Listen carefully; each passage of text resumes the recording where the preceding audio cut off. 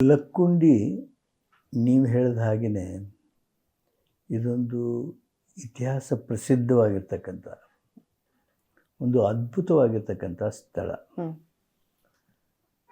ಲಕ್ಕುಂಡಿ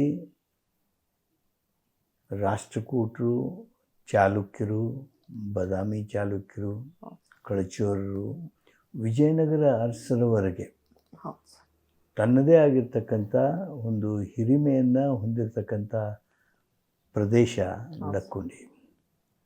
ಲಕ್ಕುಂಡಿ ಇತ್ತೀಚಿನ ದಿನಗಳಲ್ಲಂತೂ ಸಾಹಿತ್ಯ ಕ್ಷೇತ್ರದಲ್ಲಿ ಅತ್ತಿಮೊಬ್ಬೆ ಮಾಡಿರ್ತಕ್ಕಂಥ ಆ ಒಂದು ಬಹುದೊಡ್ಡ ಕೊಡುಗೆ, ರನ್ನನಿಗೆ ನೀಡಿರ್ತಕ್ಕಂಥ ಪ್ರೇರಣೆಯ ಮೂಲಕ ಸಾಹಿತ್ಯ ಕ್ಷೇತ್ರಕ್ಕೆ ಬಹುದೊಡ್ಡ ಕೊಡುಗೆ ಕೊಟ್ಟಿರ್ತಕ್ಕಂಥದ್ದು ಒಂದು ಕಡೆ ಆದರೆ, ಲಕ್ಕುಂಡಿ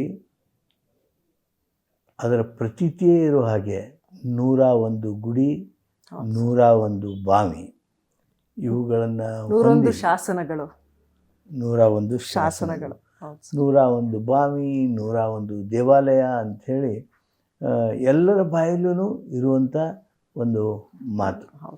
ಈ ಲಕ್ಕುಂಡಿ ಇತ್ತೀಚಿನ ದಿವಸಗಳಲ್ಲಿ ಬಹುದೊಡ್ಡ ಪ್ರಚಾರಕ್ಕೆ ಬಂತು, ಮುನ್ನೆಲೆಗೆ ಬಂತು.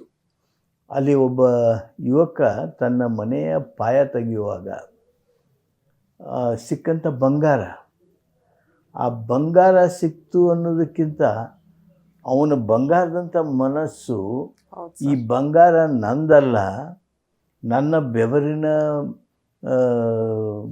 ಶ್ರಮದಿಂದ ಬಂದಿರೋದಲ್ಲ, ಇದು ದೈವದ್ದು, ಜನರದ್ದು, ಸರ್ಕಾರದ್ದು ಅಂಥೇಳಿ ಆ ಪ್ರಾಮಾಣಿಕತನವನ್ನು ಏನು ಮೆರೆದ, ತನ್ಮೂಲಕ ಲಕ್ಕುಂಡಿ ಹೆಚ್ಚು ಪ್ರಚಾರ ಪ್ರಸಾರಕ್ಕೆ ಬಂತು.